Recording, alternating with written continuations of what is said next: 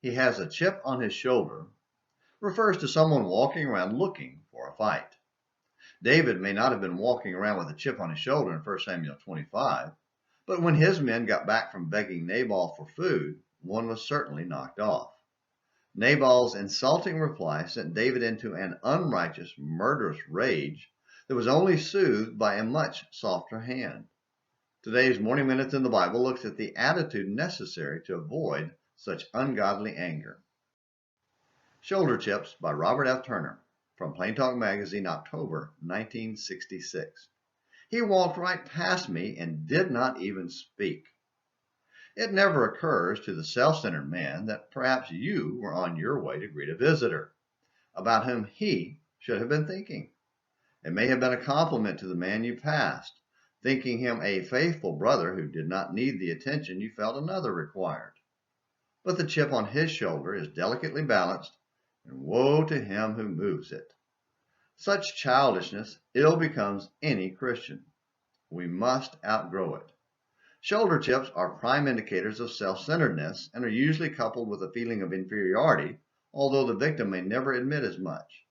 The basic remedy is to lose self in the service of the Lord. If any man will come after me, let him deny himself and take up his cross and follow me. For whosoever will save his life shall lose it, and whosoever will lose his life for my sake shall find it. Matthew 16, verses 24 and 25.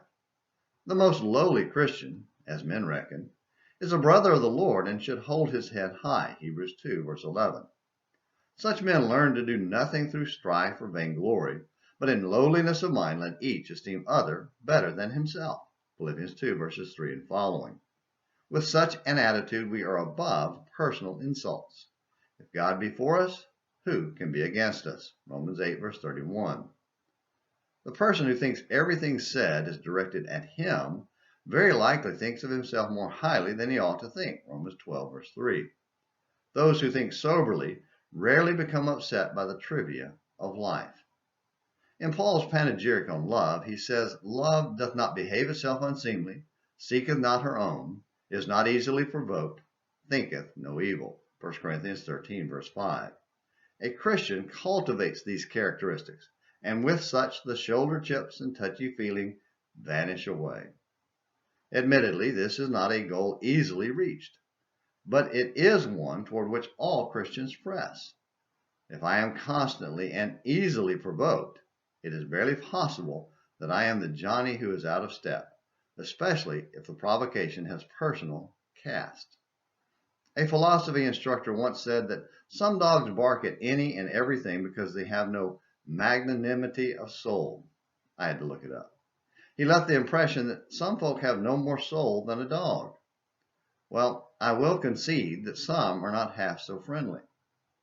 Even when we feel we have a legitimate peeve, there is a right way to handle it. If thy brother shall trespass against thee, go and tell him his fault between thee and him alone. Matthew 18, verses 15 and following. Faithful adherence to the Lord's instructions would solve many problems before they become critical. See Matthew 5, 23 and following. And vengeance is mine, I will repay, saith the Lord. Romans 12, verse 19. Getting even is impossible in the first place, although some brethren spend a lifetime learning this. How much better to toss those chips into a friendly fireplace and gather around for a plain talk discussion of God's work in God's way. Good advice from a godly man who always seemed to practice what he preached. What about us? Do we walk around with a chip on our shoulder, looking for insults to fight over? Do we rise up in rage like David, or turn away from real and imagined insults with the Lord's love? Something to think about until tomorrow's Morning Minutes in the Bible. Until then, this is James McClenny hoping you have a great day.